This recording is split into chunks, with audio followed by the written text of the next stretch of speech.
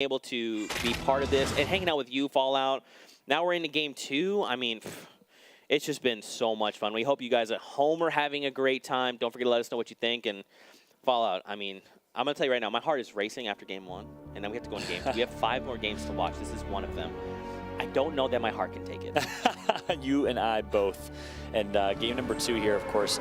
And as Zeke said, we'd love to hear what you thought about game number 1. I'll be checking Twitter on my end, #FallSkirmish, and tweet at us as well so we can see those tweets and read some of them off maybe throughout the broadcast. But here we go. Game number 2. We saw hundreds of Fortnite community members rewarded with cash prizes in Summer Skirmish. We're going to see hundreds more with Fall Skirmish, and I cannot be more excited here. Kicking off game number 2 here on the European Fall Skirmish Week number 1 opener.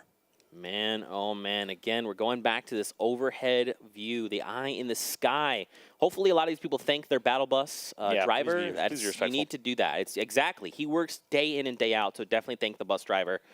But I mean, look at this. We see people kind of breaking off. We saw some people landing what looked like toward Dusty Divot, and it's a lot of players are making their way over to the west half of the map. Some have even touched down. Marijuana and Incline here at Lucky landing. It looks like there is only one other team here. Wow. So actually it was Severn that went down early. We saw him make it to the late game last time around. This time won't be so lucky. They're all going to drop in the multi-flat apartments and get taken out as a result here. Marijuana does a great job picking up one on Severn to kick things off. I believe in that one. Absolutely. And I mean, even taking a look at the minimap, I mean, Tilted Towers is only being occupied by one duo. That's crazy. Unbelievable. No one's going tilted. You know what's interesting is I like seeing the differences between NA and EU. So we see EU, they go more to these opposite hotspots. Yeah, they make other areas hotspots, whereas we see NA, they value things like Tilted Towers, Paradise Palms. EU's different, man. They like to change it up, and they go full send. Yeah, so I'm really excited to see what they're going to the performances they're going to put on. Yeah, well said. And speaking of being excited, I'm excited to be watching this man for the first time. Tinny. FlyQuest Tinny. He is someone that joined the FlyQuest roster in August. He was the first addition to FlyQuest venture into Fortnite, or competitive Fortnite. A content creator, a competitor on the European side, coming from the UK. I'm really stoked to see what Tinny can do under the FlyQuest brand. I really hope to meet him someday because I've watched him with Summer Skirmish, and he just seems like a chill dude. He's excellent at the game. Yep. I mean, what more could you love? Yeah. What more could you love? He's playing with Crabble from the Mouse Esports organization, so a solid duo right here. And look at that. 2 shockwave grenades are ready for FlyQuest Tinny. Really excited to see what he can do. Back over to Micah. We saw him last game. I mean, he racked up eliminations like crazy. And as you can see here, he's trying to make his way over to Duncan. He's got 1 elimination already under his belt. So I'm assuming he's taken down Duncan's teammate. Oh, missed shot. Opportunity there from Duncan. He's going to get tagged up pretty weak here. Micah going to take out Duncan, who, in my opinion there, Zeke, had the advantage in the fight. Goes to show how strong of a player Micah is in that scenario. Still able to come out on top with the support of Roby. That duo continues to perform here in the early game. They love this drop over towards Risky Reels, and I'm loving what I'm seeing out of this Vitality duo. That's right, and they're basically the only ones occupying this Risky Reels area right now. There's teams around close by in Wailing Woods. We've got the likes of Tomato Temple, even Lazy Lynx. We'll have to see how this develops further. I mean, take a look at the map there. Can you believe, and there you go, you get to see what you mentioned earlier. Only 2 people, 1 duo, get the entirety of loot in Tilted Towers. That is unbelievable. That's very dangerous theft right there. That's actually dangerous. That's too much loot. Someone needs to get in there and try and shut them down because they're going to walk away with everything. It's gonna be massive. So I'm excited to see. That'll be a developing story here. Is what that Tilted Tower duo can do in that area of the map. Meanwhile, you see other areas of the map here. It can be Roby and Micah picking up some resources as early as possible here before they're gearing up for a rotation over towards Tomato Temple. But keep in mind, they're in the circle, a favorable circle initially for them. I think we're going to see the Vitality duo go the distance here. That's right. I mean, even taking a look at the map, you've got people as far as Flush Factory, even Junk Junction. Wow. So there's a lot of players on the very edges of the map that have to start making these early rotations. We've got a minute before the storm starts to move in. So they've got time, but like you talked about, man, they have to start making these early rotations, and they have to start saying, you know, what do we value more, a little more loot, or do we want to find a spot where we can hold up? Yep. Yeah, and right now, actually, given this current situation, we're looking at our mini-map here. It's going to be some time until we see some fights ensue. A lot of folks are just looting up by themselves. Not a lot of action right now, which is nice. We get a chance to breathe after that crazy game number 1. Of course, as I say that, though, member of Ghost Gaming in a big fight over towards Dusty Divot. Looks like it's going to be City Driver that does have high ground. He's editing low now. but a big fight's about to ensue. He's fighting the likes of Carnifex and Ukes. Ukes, I mean, this guy is a Summer Skirmish all-star. We saw him all Summer Skirmish long. You'll love to see him. He always rocks the same skin with the wings. And now he's trying to take him down. Oh, but in a 2v1 situation, Ghost Isa drops super low. He almost managed to down Isa in the process. Man, oh man. And again, this is not too far away from the Vitality team we saw. I mean, things are heating up here. Yep, that's for sure.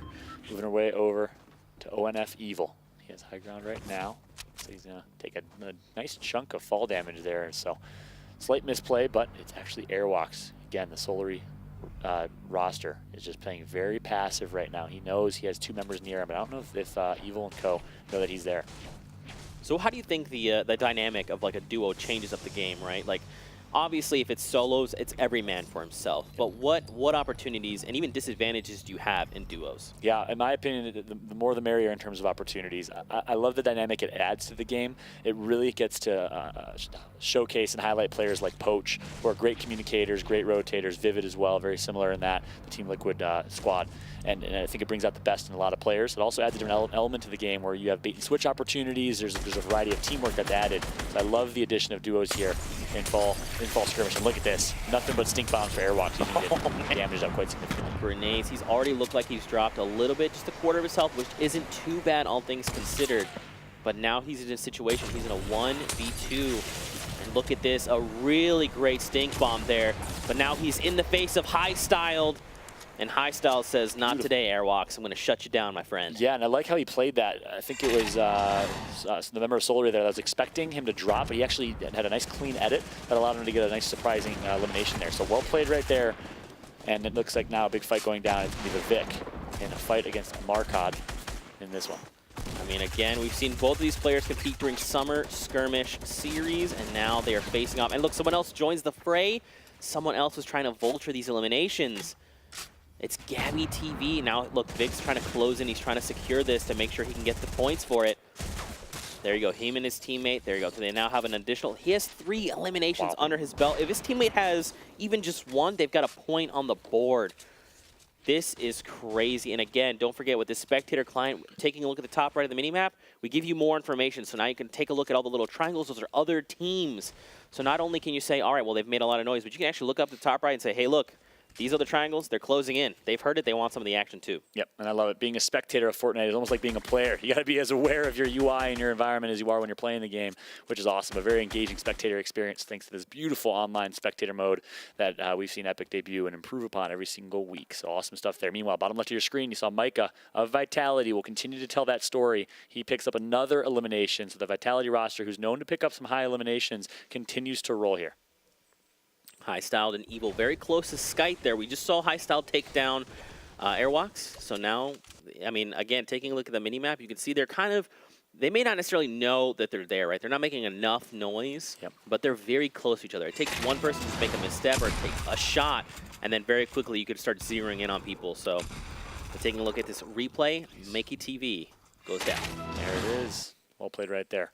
Meanwhile, jumping back to the action, and one thing I just noticed, someone had, so blue pump here, someone had a blue tactical shotgun. And one thing that's interesting about the shotgun meta right now is the variety of playstyles that you're allowed to have as a shotgun user. Some people really prefer that tactical shotgun. I know Nick Merckx loves that tac shotgun. Of course, everyone knows how powerful the double barrel shotgun is right now, but unlike most weapons, which kind of tier up, of course, before the Magnum was removed, sorry, the revolver was removed, it kind of tiered up to a hand cannon and so on and so forth. The shotgun really has 2 separate, distinct styles of play. The pump tiers up into a heavy, and you have the double barrel and the tactical shotguns, which are really 2 separate styles of play as well. So you love to see the shotgun meta right now in Fortnite. Now, do you think the meta has shifted a little since we've, we vaulted the drum gun, and then, like you're saying, we introduced the double barrel, and there is, on top of that, different types of double barrels. We also have seen changes to the SMGs. We saw now they don't have first shot accuracy. We've seen a reduction in clip size. Do you think that that's shifted the meta a little bit? Do you think we're seeing people Do you think we're seeing people come back to the shotgun, or you think there's kind of like there's still diversity? It's like some people still opt to go close range with the shotgun. Some people like to go mid range with the SMGs. What do you think? Yeah, it's added diversity. I think you're exactly right. Whereas everyone was kind of forced to play the SMG spam meta previously, especially with the drum gun in existence. Now you get to choose. If you want to use the shotgun, it's in a much better spot. Of course, the double barrel very, very strong in that conversation, but it does add variety and it does add a nice little mixture to the bunch. I think. Oh, look at this! Nice port of Fortress. That's a Fortress, baby. It is. And as you saw, he immediately has to disengage because now they own this entire space. They're able to hop up with those tires. And now Micro's here on the back foot.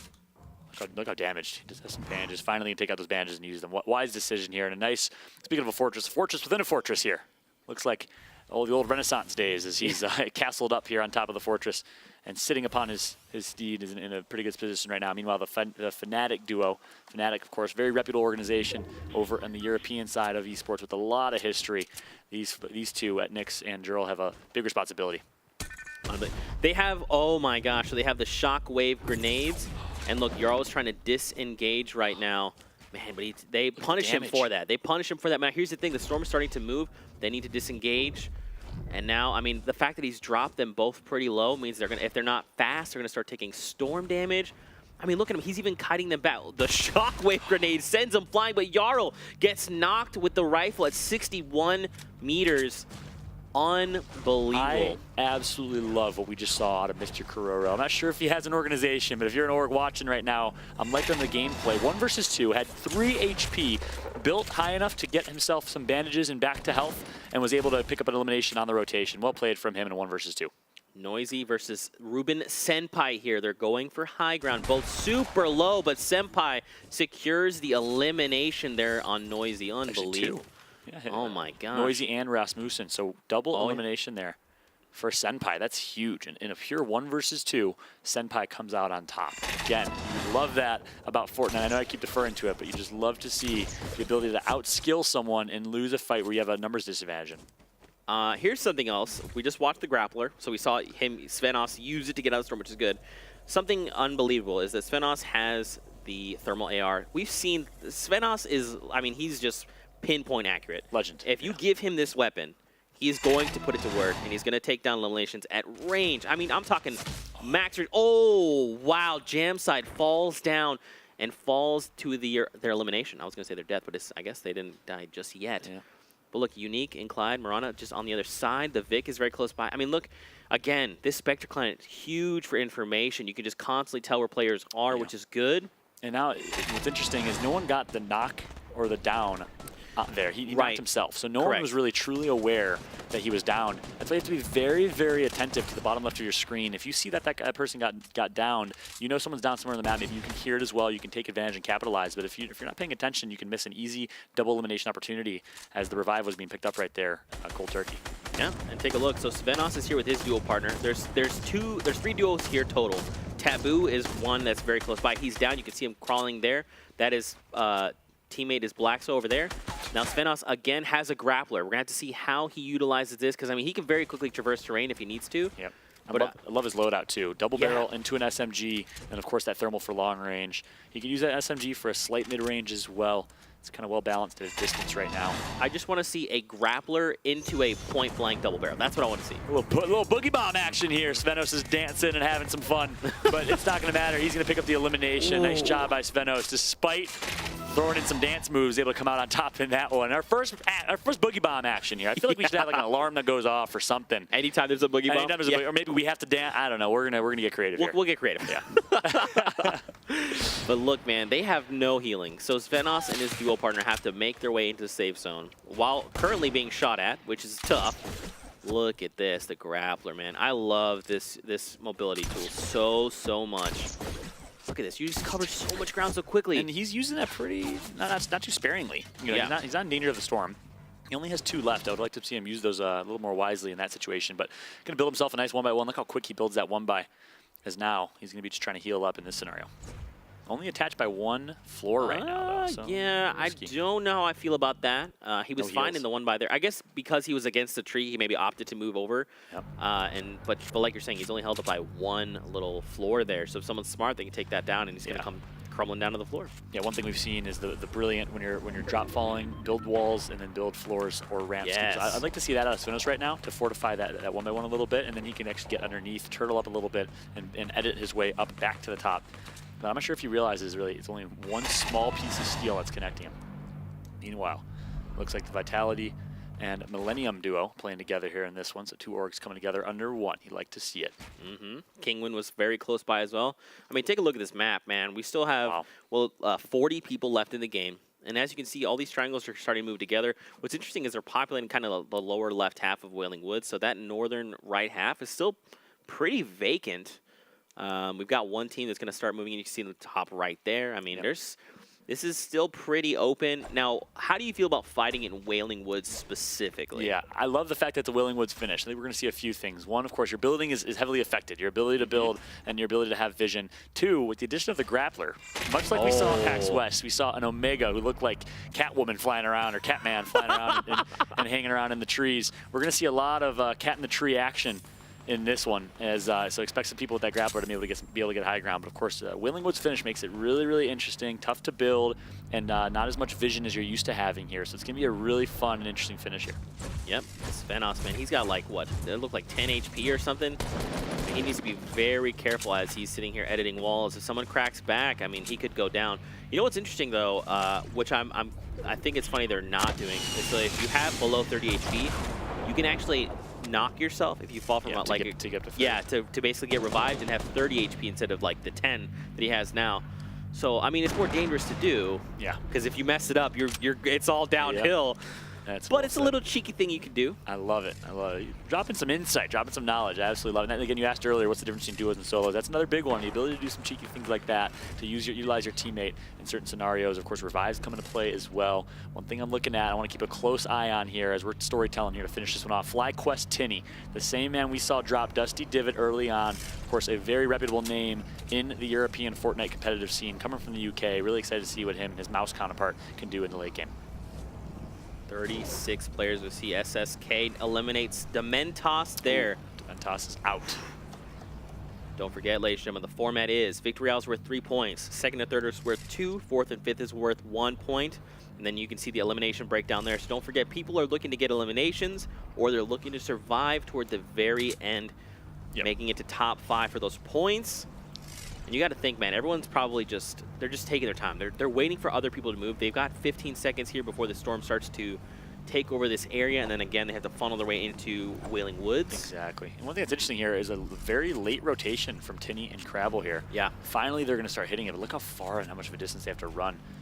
Maybe they're just waiting for everyone else to rotate. They do notice a jump pad, and guess what? A jump pad and anti-gravity is fun times. Flying across the sky is Crabble right now as he's feeling good about the scenario he's in. Just got to be careful not to get tagged up. You know what's good too is everyone else is so focused about finding and securing their spot in the zone that they're coming in completely undetected. They're coming in at the pace they want. They can take a look at the land and kind of see where they want to fortify. And where they want to land as well. A lot of communication has come into effect there. They had so many options, and you saw Crabble kind of toying with his options. He was like, should we drop on this Porta Fortress and have some fun? They opt instead for a nice passive scenario. They want to get themselves a nice plot of land, and it's almost like we're playing a land grab game here as everyone's trying to get their spot and fortify up. I like this late game.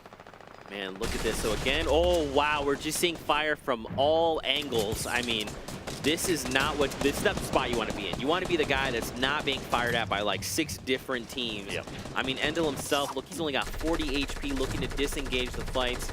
I mean, so what would you recommend for players looking to low the game, right? Let's say I'm a new guy and I want to learn how to play Fortnite, and I find myself in these like say top 40 situations. What do you recommend new players do to try and like hold out, right? You get cracked at and something like, what do I do? What would you recommend they do in those situations? Yeah, really, it comes down to an approach thing. I think you need to play it 150%. It's so easy in a public match it's a public match, I'm just going to fly at them. No, play it like a tournament scenario. Play it real time, feel the pressure, feel the intensity, and play for the win every single time. Play 150% like you're competing yourself for a $10 million Fortnite fall skirmish pool. If you play like a pro, you'll end up getting to that point. It definitely helps you get there. Practice like a pro to try and be a pro. In my opinion. That's why you see the likes of Ninja and a lot of these players that really say every single game I'm learning from, every single game I'm part of myself. And you have to take that approach. I think it's more of an approach thing. Yeah, I couldn't agree with you more, man. I couldn't have said it better either. I mean, that's exactly the way you want to play it. And I mean, obviously, as people are watching, if you're new to Fortnite, just watch how these players behave, right? They sit there and they reset walls so that they're continuing to reconstruct. You can kind of see through them, the way that they're building, how they edit. These are all things that you should take into account when you're learning to play Fortnite. It's a deep game, man. Yep. It's a rabbit hole. Yeah, it's deep. That's the most beautiful way to put it. I think you put it. Yeah, you put it wonderfully. Deep. So many layers. So much depth to this game. So many play styles. There's so many different ways to play. Don't just look at your favorite player and say, I want to play like him. Adopt your own style of play. That's what's so beautiful about this. Look, I think there's a double revive going on. They're both going to opt for the passive play in this one. 31 alive still. So keep in mind 2 eliminations right now for the OSERV team, as they are looking to get themselves a point at least. But you still have to survive at least 10 more eliminations to get top 10. You see the format on the right side. Of course, when you see 20 players left, that means there's likely, you can assume 10 teams left, and you're in that top 10, and you're getting closer and closer to yourself that 1 point for 4th through 6th place. That's right. Now the storm is starting to move. Everyone is trying to funnel their way into this new safe zone. I mean, we see it all the time. If people start to tunnel and they start to make their way, but we need to remember that resources are a key factor here. Yep. Exactly.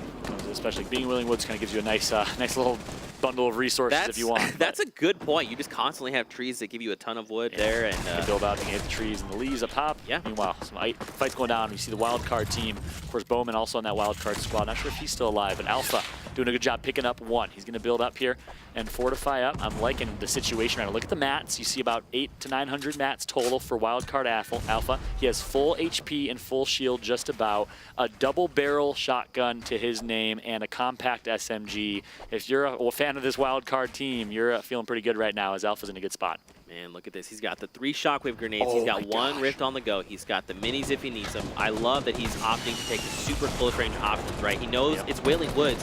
We're going to be pushed together here shortly, so I'm going to have a double barrel and I'm going to have an SMG. I'm just going to run at you, and one of us is going to be eliminated here. But that's a great point. The close range component of that, you can just use a shockwave to basically close the gap. And talk about the importance of carrying mobility now, especially with this new meta and a lot of the new items that were added. It adds an element of mobility in your inventory. You have to play for mobility, and you have to carry mobility, which we didn't really see as much before. So I absolutely love where we're at right now with the Fortnite game meta. Absolutely. Now we see players 21 left alive. The storm is going to start moving here. And now everyone's just scrambling. Everyone's doing the best they can to get to this new safe zone, taking shots left and right. I believe that's Mitra here just in front of Kazon. And now he's trying to get the high ground. Trying to do everything they can to get these micro advantages fall out. Yeah, and his teammate, keep in mind, does have a rocket launcher to his name. That's huge in the end game. You can disrupt so much cover, especially if it's a gold rocket launcher. And I like the loadout here as well for Kaz on Fire, sorry, as he does have a heavy shotgun and a compact SMG. Of course, that blue assault rifle as well to his name. Double elimination picked up for the OSERV team. They are looking great right now as well. So the wild card and OSERV squads duos looking pretty solid. And look where the new safe zone is. Not only is it just back where they came from, but now it's on top of a mountain. We see this literally time and time again. The mountain always wins when you need to move against it. Every time. What's cool is Wildcard have this rift on the go, so they can leave whenever they want. But don't forget, the rift, when it opens, it takes more than the space of 1x1. So someone's even close by, even a little bit. If Wildcard pops, he moves 1 grid space closer, and that rift goes off, he's going with them. There you go. Okay, so like just the 2 of them. Just the 2 of them. That could have been dangerous. Now he's going to get high ground as well. That's huge from Alpha. Another rift. Take it. Take it. Why would you take it? They're going to do it. They're going to take it as well. So that's going to give them even more high ground here, as they're just going to nice and slow. Let everyone else eliminate each other as you're just sitting with your umbrella watching the action go down. Look at all this building. What a brilliant view right now from Alpha. It's almost like 4th of July as he gets to see the fireworks go down below him. And now he wants some fireworks of his own. Going to push in, takes out 1. Is Alpha with the double barrel, and that's 1 elimination for him. That is Povsy going down. We're down to 9 players. I mean, that was beautiful. We saw them utilize the rift to go. They get high ground. They dive down on a player who then uses a rift, and they're like, cool, we'll just do this again. Thanks for giving us a little advantage here.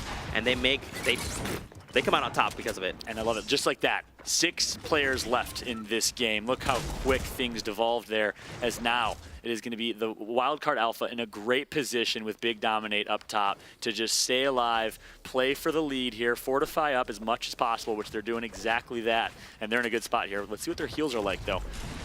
We might see ourselves another heal off. This would have been Cowboys' favorite games to play in. Of course, Cowboy on the North American side loves those heal offs. Oh, Kaz on Fire eliminated the storm. Again, we talked about it, man. If you try to face a mountain Mountain always wins. And a huge SSK drops him down. If he can find more rockets, did this player have more rockets? They did not. Wait, I think there was out in the storm. He has a No way. GL and No way. The shockwave's gonna come in. It's not gonna break through the cover. It's not enough. He's in a world of hurt now. 10 HP. Needs to be careful. So now we have a 1 versus 1 versus 1. One person's low ground, one mid ground, and one high ground. And the grenade launchers are gonna be ripped here. Not gonna matter. Not gonna connect as those pyramids are gonna deflect. I mean, look, he also has 5 eliminations. Fallout. This is huge. He has 10 HP left.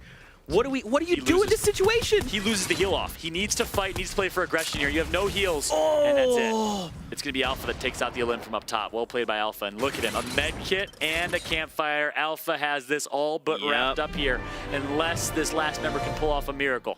Now, ladies and gentlemen, if you don't know how heal off works, the only way you can activate a med kit is if you have less than 100 HP. You saw him wait for the storm to tick once, and then he started the heal. And now it's just textbook. Wildcard Alpha, just wait. Look, he even started the emote. He's like, hey, look, all right, I'm going to start the dance off because I already know. I'm confident in my decision.